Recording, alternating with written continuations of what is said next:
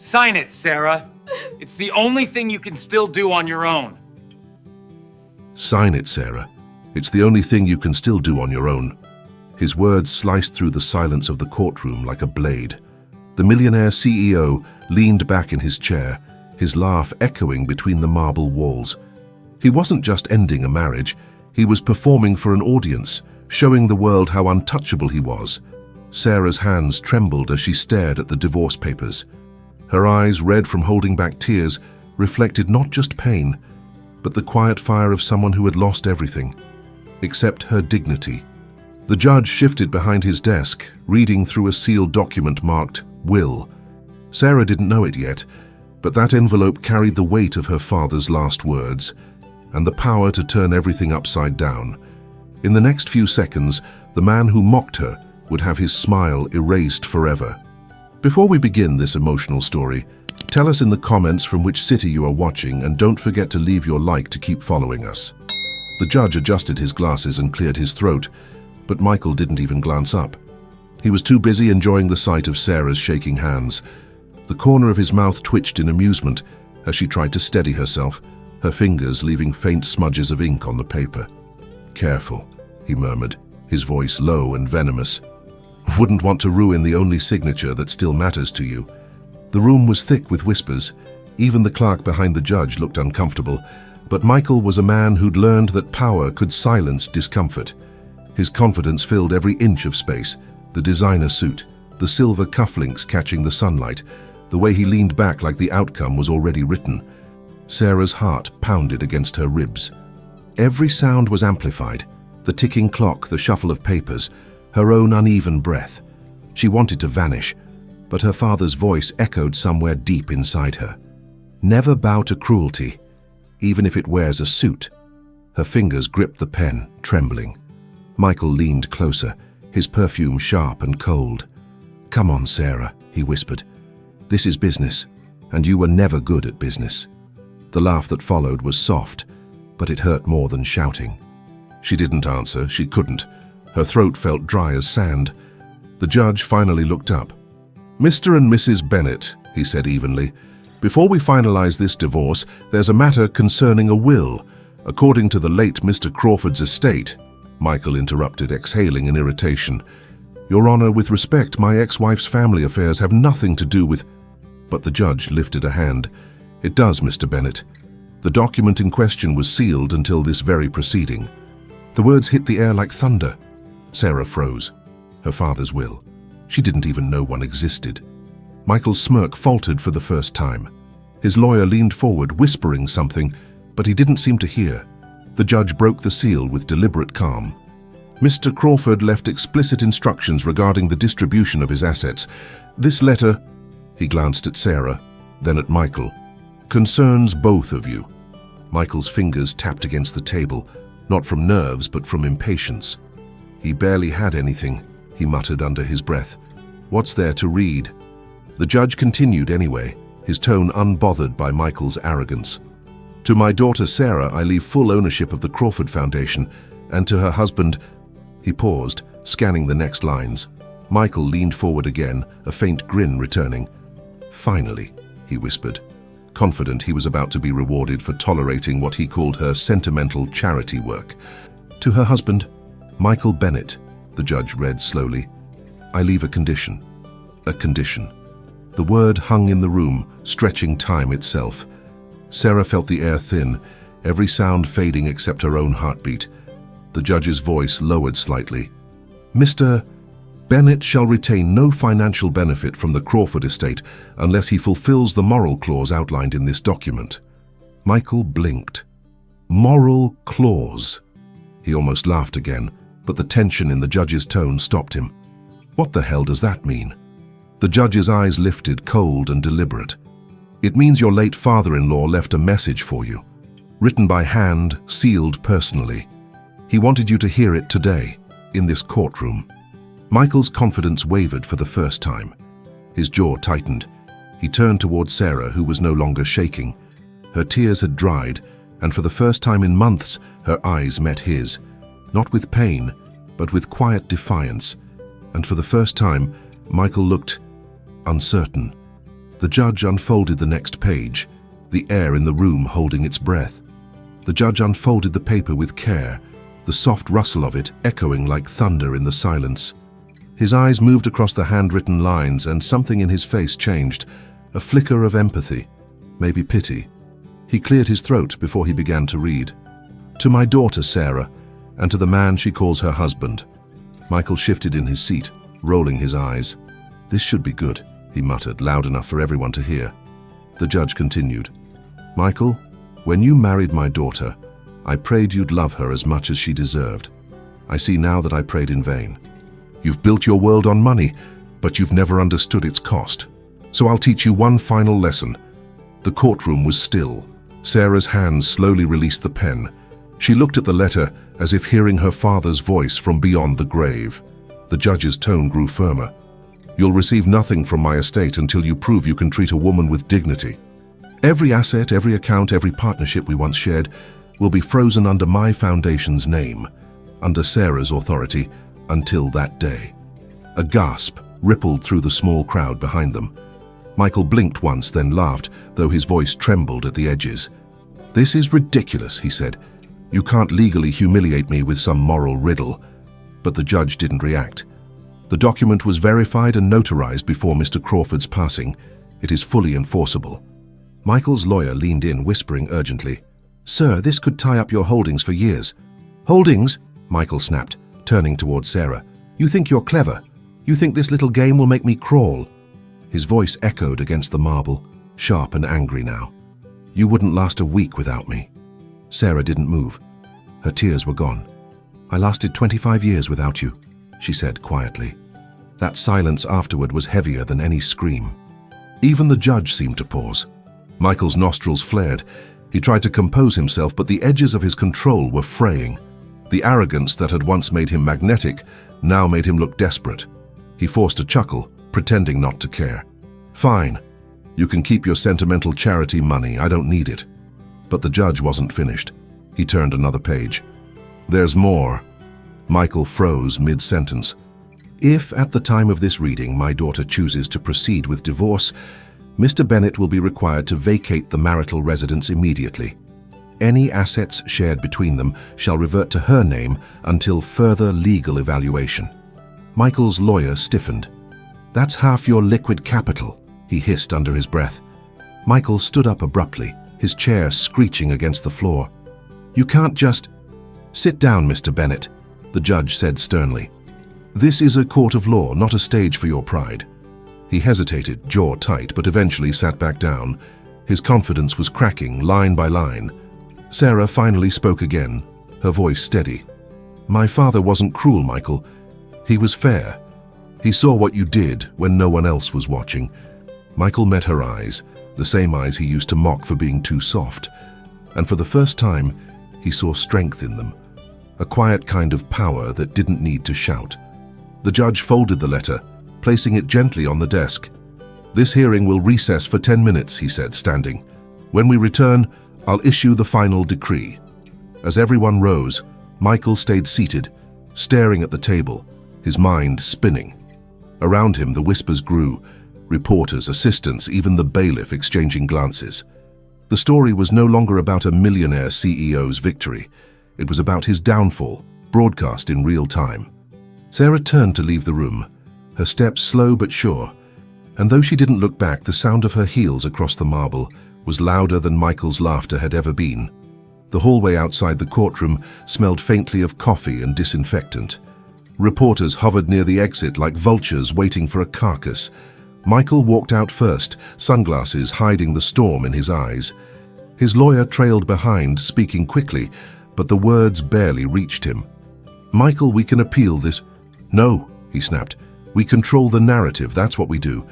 By tomorrow, every outlet in this city will call this a misunderstanding. But even as he said it, his voice lacked conviction. The marble walls felt too narrow, the air too thin. The same people who once rushed to greet him now kept their distance. Power, he realized, was loyal only until it found a better story. Sarah emerged moments later, clutching her purse close. Her eyes were still wet, but her steps were steady. She looked past the cameras, past the murmurs, straight ahead. A young reporter approached, microphone raised. "Mrs. Bennett, how do you feel about your father's will?" She paused just long enough to breathe. "It wasn't about money," she said softly. "It was about respect." Then she kept walking. The clip would go viral within hours, but at that moment, it was Michael who couldn't move. He felt every lens turned toward her, not him. For years, he'd been the center of every frame, every article, every deal. Now the spotlight had shifted. His lawyer placed a hand on his shoulder. "We should go." Michael's jaw tightened. "Find out everything about that will. Every clause, every loophole. There's always one." The man nodded and hurried off. Michael watched Sarah step into the elevator at the end of the hall. The doors began to close, but for a split second, her eyes met his. Not angry, not triumphant, just done. That quiet finality shook him more than her tears ever did. When the elevator doors shut, he exhaled sharply and turned toward the window. The city outside looked different, colder. He'd once called it his kingdom. Now it felt like it belonged to someone else. He reached into his jacket pocket for his phone, fingers trembling slightly. He scrolled through his messages. Investors asking questions, his PR team demanding statements, a single text from his mother. "What happened, Michael?" He didn't answer. Instead, he dialed another number, and one he hadn't called in months. "Rachel," he said when a woman's voice picked up. "Michael." There was hesitation on the other end. "Why are you calling me during business hours? You told me—" "I need you to dig into something," he interrupted. "Sarah's father, Crawford, his foundation. There's no way he pulled this off alone.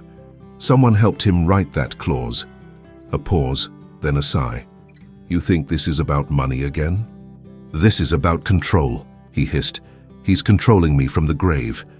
"Maybe you're just losing what you never owned," she said quietly, and hung up. Michael stared at the phone for a long time. For the first time in years, he didn't know what to do next. He turned back toward the courtroom doors as they reopened. The judge was returning, files in hand. People were already moving back inside. He hesitated, pride battling fear, then followed. When he entered, Sarah was already seated. She didn't look at him this time. Her expression was unreadable, distant. The judge took his seat and adjusted his papers. "This court is ready to finalize the divorce of Michael Bennett and Sarah Crawford Bennett," he began.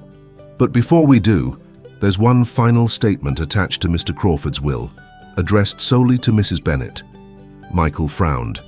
"Another message?" Sarah's breath caught. She didn't expect that either. The judge unfolded a smaller note, separate from the first letter. The handwriting was faint, older, almost trembling. He read it slowly as though the words themselves were fragile.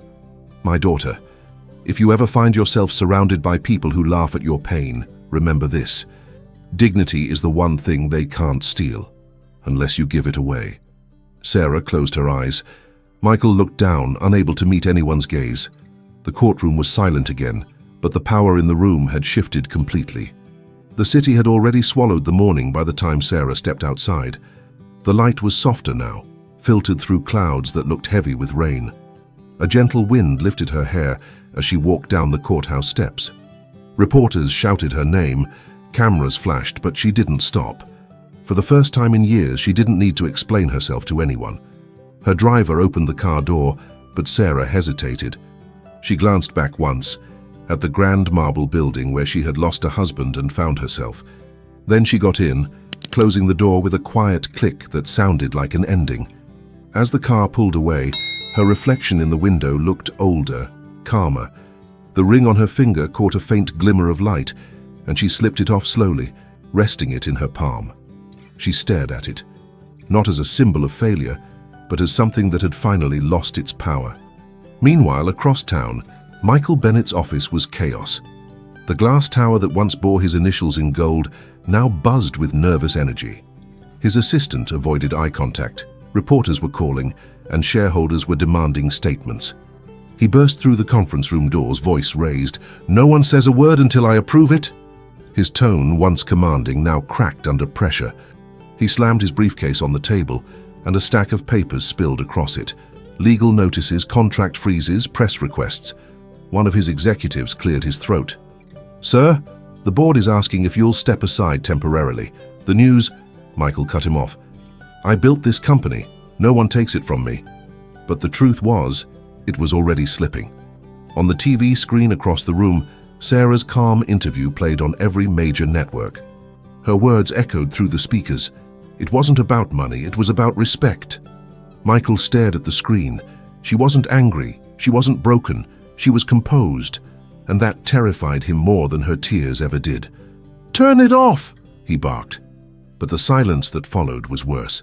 He saw the doubt in his team's faces, the same people who had once worshipped him now, questioning if they'd backed the wrong man. That night, Sarah returned to her father's old house, a quiet two-story brick home on the outskirts of the city. The air smelled of cedar and memory. The lights were dim, and dust lingered in corners untouched since his death. She walked through each room slowly, running her fingers over the furniture. In his study, she found the photo he kept on his desk, her and Michael on their wedding day. Her father had been smiling in the background, but now, looking at it, she saw something she hadn't noticed before. Worry behind his eyes. He must have known. She set the photo down, then opened a small box on the shelf. Inside were old letters, sealed envelopes, and one item wrapped in silk, a gold key. A tag tied to it read, "For when you're free." Sarah sat down, breath trembling. Free. The words sank deep. She turned the key in her hand, wondering what it opened. A safe? A drawer? Or something else her father had hidden until this very moment. Outside, thunder rumbled softly. Across the city, Michael sat alone in his penthouse, staring at a half-empty glass of whiskey. His reflection in the window looked older, meaner. He replayed the judge's words in his mind. Moral clause, dignity, and felt something he hadn't felt in years. Fear. His phone buzzed. A message from his lawyer. "Michael, we found something about the foundation. Call me. It's not what you think." He read the message twice, eyes narrowing. "What do you mean, not what I think?" he muttered under his breath. He reached for his jacket and grabbed his keys. Outside, lightning flashed. Whatever secret her father had left behind, he was going to uncover it. And this time it wouldn't be in a courtroom. Michael drove through the city like a storm in motion. Rain slashing the windshield, streetlights bleeding gold across the wet asphalt. His jaw was tight, his mind racing. The message from his lawyer repeated in his head, "It's not what you think." When he reached the office, the building was nearly empty. Only one light glowed from inside. His lawyer, Raymond, waiting at the long glass table with a folder open in front of him. "What is this?" Michael demanded, tossing his coat onto a chair. Raymond didn't answer right away. He slid the folder across the table. "The Crawford Foundation isn't just a charity. It's a holding trust, with significant ownership in your company." Michael froze. "That's impossible. I own the majority shares." "Not anymore," Raymond said carefully. "Your late father-in-law used a silent transfer years ago. He invested through third-party entities that all trace back to the foundation. Legally speaking, Sarah now controls 22% of Bennett Global." The sound that came from Michael wasn't quite a laugh, more like disbelief cracking under pressure. "You're saying she owns part of my company?" Raymond nodded. "Enough to influence the board." Michael's hands curled into fists. "He planned this. That old man, he planned this from the start. He planned to protect her," Raymond said quietly. "You can't fight it, Michael. You'd only make it worse."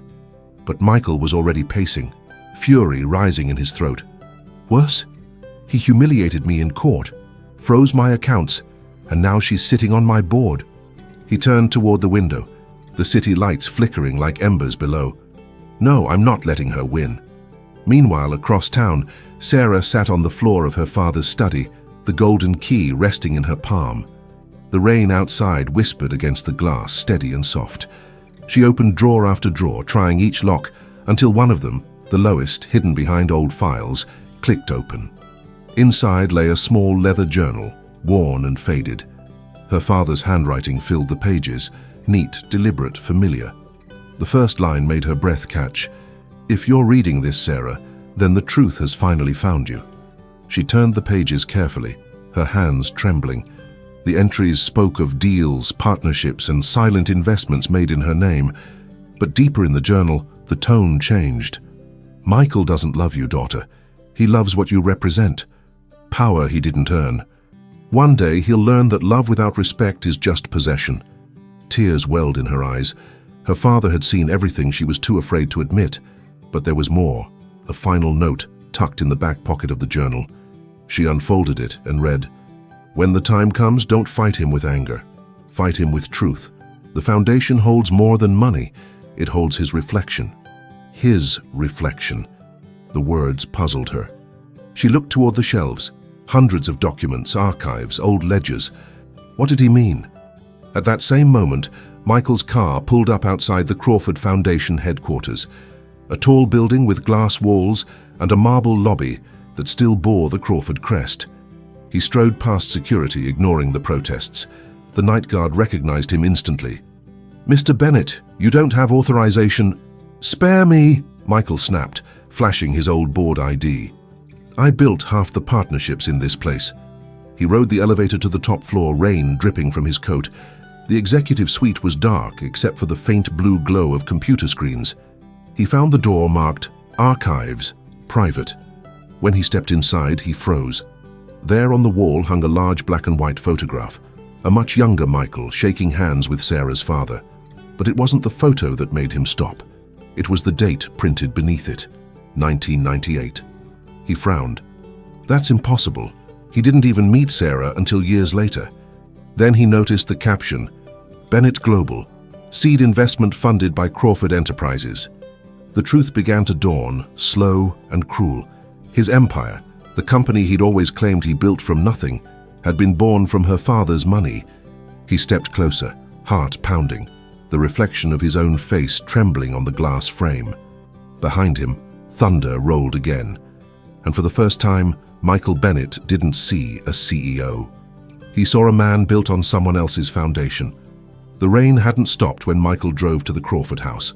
Headlights cut through the mist as he pulled up in front of the old brick home. The gate was open, as if she'd been expecting him.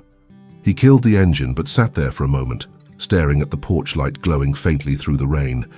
For years, he had arrived at doors like this as a conqueror. Tonight, he wasn't sure what he was. He stepped out, the gravel crunching under his shoes, and walked up the steps. Through the window, he could see Sarah sitting at her father's desk, the journal open in front of her. She looked peaceful, too peaceful. That made him angry. He knocked once, then twice. No answer. Finally, he pushed the door open. Sarah didn't look up. "You shouldn't be here." "I found out," he said flatly. She lifted her eyes slowly. "Found out what?" "That your father funded my company. My entire career was built on his money. You knew, didn't you?" Her expression didn't change. "I found out an hour ago." Michael's laugh was dry, almost bitter. "Of course. Convenient timing, right after he takes everything from me." She closed the journal and stood, facing him fully. "He didn't take anything. He gave me the chance to stop pretending." "Pretending?" he spat. "You think this—" He gestured around the room at the old furniture. "The dust, the silence, is real. You think your father's ghost can buy you dignity?" Sarah's voice was quiet but steady. "He didn't need to. I earned that the day I stopped begging for yours." The words hit him harder than any slap. His jaw tightened, and for a second, his mask slipped, revealing a flash of fear beneath the arrogance. He stepped closer, lowering his voice. "You think this changes anything? You think a few sentimental letters make you powerful? I built empires, Sarah. You cleaned up after them." Sarah looked at him for a long moment, really looked. "You built nothing," she said softly. "You borrowed. You borrowed money, faces, loyalty, even love. And now the debt's due." Michael's breathing grew uneven. "Don't talk to me like I'm the villain here. Then stop acting like one." The silence stretched between them, tense and electric. Rain drummed against the windows, thunder muttering in the distance. For a moment they just stood there. Two people who had once shared everything, now standing in the ruins of what they'd built. Michael broke first. "You think you've won," he said, voice shaking slightly. "But you'll miss me. You'll miss what I gave you." Sarah tilted her head, eyes glistening but calm. "What you gave me. Pain. Fear. Silence. Those were your gifts, Michael, and you wrapped them in gold. He swallowed hard. There was something almost childlike in the way his eyes flickered now. Confusion, maybe regret. He turned toward the desk, his gaze landing on the photo of their wedding. He picked it up, thumb tracing the edge. "You used to look at me like I was everything," he whispered. "You used to be kind," she said, "before you learned how much you could hurt with a smile." He set the photo down gently, like it might break. "I didn't mean for it to end like this." Sarah's voice softened. "Then maybe it's not the end." He looked up, surprised. "What's that supposed to mean?" She turned toward the window, watching the rain. "There's still one thing you haven't lost, Michael." He frowned. "And what's that?" She faced him again, her expression unreadable. "A chance to be better." The words hung in the air, simple but heavy. For a moment, neither of them moved. Then quietly, Sarah picked up her father's journal and placed it in his hands. "Read it," she said. "Not as a businessman, as a man." Michael looked down at the worn leather cover, unsure whether to feel anger or shame. When he finally looked up, she was already walking away, toward the staircase, her silhouette framed by the soft light. Thunder rumbled again as he stood there, alone with the weight of every word he'd ever thrown at her. And for the first time in his life, silence felt louder than applause. The storm softened outside, but inside the Crawford house, time stood still. Michael sat at the old desk, the journal heavy in his hands. The scent of aged paper and cedar filled the air, a scent that reminded him of something he didn't want to remember: humility. He opened to the first marked page. The handwriting was firm but gentle, a reflection of a man who had seen too much and spoken too little. "I met Michael Bennett before he ever met my daughter. He was young, brilliant, and desperate. I saw the hunger in his eyes, not for success, but for approval. The same kind of hunger that destroys men who never learn to love themselves." Michael blinked. He read the line again. His throat tightened. He didn't remember meeting Crawford before Sarah, but the man had clearly known him. He flipped to another page. "I invested in him quietly because I believed people can become better when someone believes in them. But as he grew richer, he built walls around his heart. I warned him once, pride is a house that always burns from the inside first." Michael's hands trembled slightly. He remembered that first investor who had saved his company from collapse decades ago, a silent partner who had never revealed his name. He had told himself it was luck. Now he knew it was grace. He turned another page and saw a photograph pressed between the sheets, Sarah as a child, holding her father's hand at a charity event. On the back, Crawford had written, "For the man who will love her someday. Don't forget that she was already whole before you arrived." Michael's breath caught. He set the photo down and leaned back, staring at the ceiling. Every memory of their marriage began to twist and blur. The arguments, the distance, the way she had stopped speaking first, long before she stopped loving. He whispered to the empty room, "You knew me better than I knew myself." The wind rattled the window pane. Somewhere outside, the rain began to fade. He turned to the last entry, one written only days before Crawford's death. "If you are reading this, it means I am gone. Maybe now you'll understand that love is not ownership. It is stewardship. You were never meant to keep my daughter. You were meant to care for her. And if you failed, then learn." The word learn hit him harder than any verdict. Michael closed the book slowly. His reflection stared back at him in the dark glass of the window. Not the confident millionaire, not the CEO, but a man stripped down to truth. He whispered, "I failed her. I failed all of it." In the silence that followed, he noticed something on the back cover of the journal, a small metal symbol etched into the leather, the same golden key Sarah had found earlier. He picked it up and turned it in his palm. For the first time, the symbol didn't feel like a lock. It felt like an invitation. Outside, dawn was beginning to break, pale, uncertain, and full of promise. The next morning, sunlight poured through the penthouse windows like something reborn. For the first time in years, Michael didn't wake to the sound of his phone. No meetings, no noise, just silence, and the faint hum of a world that no longer revolved around him. He stood before the mirror, adjusting his tie, but this time it wasn't armor. It was farewell. When he arrived at the Bennett Global headquarters, every pair of eyes followed him, some with pity, some with relief, others with the kind of curiosity reserved for watching a fallen king.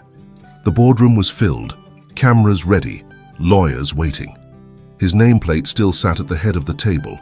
Michael Bennett, CEO. He stared at it for a long moment, then gently turned it face down. "Before we start," he said quietly, "I have something to say." The chatter stopped. "I've spent my life believing power meant control.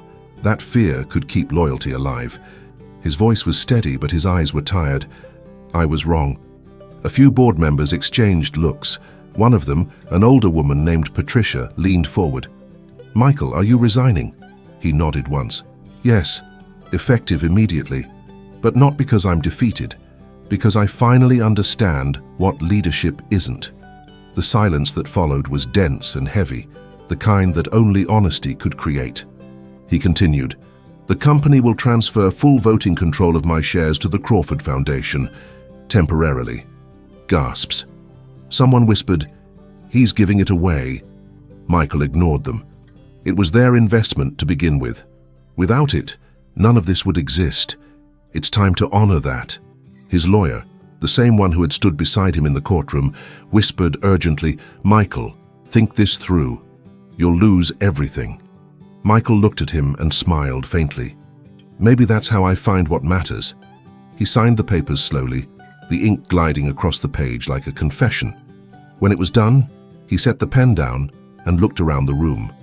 "I've made a lot of enemies," he said, "but I owe more apologies than explanations. To this company, to every person I used as a step, and to the woman whose strength built more than I ever could." The mention of Sarah's name shifted something in the room. No one spoke. Michael buttoned his jacket and walked out without another word. Cameras flashed in the hallway, reporters shouting questions, but he didn't stop. For once, he didn't care about being seen. He cared about being understood. Outside, the air smelled of rain and asphalt. He took a deep breath, and for the first time it didn't taste like victory or loss. It tasted like freedom. Across town, Sarah sat in the foundation's small office surrounded by paperwork. Her phone buzzed, a message from an unknown number. "Transfer confirmed. Crawford Foundation holds full Bennett shares. Do good with them. M." She stared at the message for a long moment, her chest tightening. The corners of her eyes shimmered, not with sadness, but something gentler. She typed back only 2 words. "Thank you." He never replied, but as she placed her phone down, a calm warmth filled the room. For the first time since her father's death, she didn't feel alone in the fight to protect his legacy. Weeks passed. The storm that had once surrounded the Bennett name slowly dissolved into the rhythm of headlines that came and went. But at the Crawford Foundation, something new was taking root, something quieter, stronger. Sarah spent her mornings in the same office her father had used, sunlight streaming across the desk, the air filled with the faint scent of paper and coffee. The staff had doubled, partnerships renewed, and for the first time she felt her father's presence not as memory, but as movement. Every day she arrived early and stayed late, determined to prove that dignity could rebuild what pride destroyed. The Foundation's mission had changed. It no longer existed just to give money, it existed to give people a chance. One afternoon, as she sorted through old files, her assistant appeared in the doorway holding a folder. "You'll want to see this," she said, handing it over. Inside was a proposal, a large-scale community housing project, submitted anonymously. But at the bottom of the final page, Sarah recognized the handwriting. It wasn't typed. It was signed in ink. Michael Bennett. She stared at it for a long time, her pulse quickening. The plan was bold, practical, yet deeply human. It wasn't the work of a businessman chasing headlines. It was the work of someone who finally understood people. Attached to the proposal was a note, short and simple. "For the ones who still believe in rebuilding." Sarah read the line twice. No apology, no plea, just purpose. She walked to the window, looking down at the city skyline, the same skyline her father once called a mirror for the soul. In that reflection, she could almost see the man Michael used to be, proud, polished, unreachable, fading into someone quieter, someone learning. Her assistant broke the silence. "Should we approve it?" Sarah hesitated, then she smiled softly. Yes, fully fund it. The next morning, Michael arrived at the construction site wearing jeans and a plain shirt. No suit, no entourage. Workers nodded at him respectfully, though most didn't realize who he was. He rolled up his sleeves and joined them, hauling boards, taking notes, sweating under the noon sun. It wasn't pity that brought him there. It was penance. As the days passed, he found something he hadn't felt in years. Peace. It came quietly, in the form of simple gestures. A worker sharing lunch, a child waving from across the street, the hum of progress around him. One evening, while reviewing the project plans, he saw a familiar car pull up. Sarah stepped out, wearing a light coat, her hair loose in the breeze. She looked at the site, the rising walls, the people working, and for a long moment, neither of them spoke. Finally, she said, "You're doing good work." Michael turned, eyes meeting hers. "I'm trying to finish what I started wrong." She nodded. "Then maybe you're not finishing, maybe you're beginning." The faintest smile crossed his face. The distance between them wasn't bitter anymore. It was human. As she walked back to her car, Michael watched her go, not with regret this time, but with gratitude. And for the first time, he didn't want her forgiveness. He wanted to deserve it. Months later, winter arrived softly over the city. The streets shimmered with the glow of early Christmas lights, and the first traces of snow gathered on the corners of rooftops. Inside the new housing complex, the one that had risen from both ruin and remorse, the grand opening ceremony was underway. Children ran through the courtyard, their laughter echoing between the newly painted walls. Families moved into the apartments, clutching keys with trembling hands. There were no reporters this time, no red carpets, no champagne, just people, just life beginning again. Sarah stood near the entrance, greeting families, her eyes bright but calm. Every smile she saw felt like a chapter of her father's unfinished book finally closing. From across the courtyard, she saw him. Michael stood quietly near a tree, coat dusted with snow, watching the scene unfold. He wasn't there to be seen. He was there to make sure the work was done right. He had changed, not just in posture or clothing, but in the way he carried silence. When their eyes met, the world seemed to pause just for a heartbeat. Sarah walked toward him slowly. The snow muffled the sound of her steps. "I didn't think you'd come," she said softly. He shrugged, a faint smile crossing his lips. "I wanted to see if they liked their homes." "They do," she said.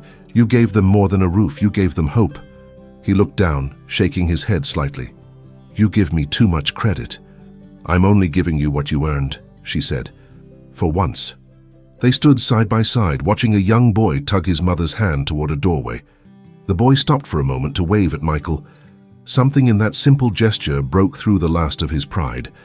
Michael exhaled, his breath visible in the cold. "I don't expect forgiveness," he said, "but if your father could see this, maybe he'd believe I finally learned something." Sarah smiled faintly. "He'd say it took you long enough." They both laughed quietly, the kind of laughter that comes after a long war, tired but true. A snowflake landed on Sarah's sleeve. She looked at it for a moment, then turned to him. "What will you do now?" He thought for a moment. "Start smaller. Listen more. Maybe build something without putting my name on it." "That sounds like a good start," she said. He nodded. "And you?" "I'll keep doing what my father taught me, giving back what wasn't mine to keep."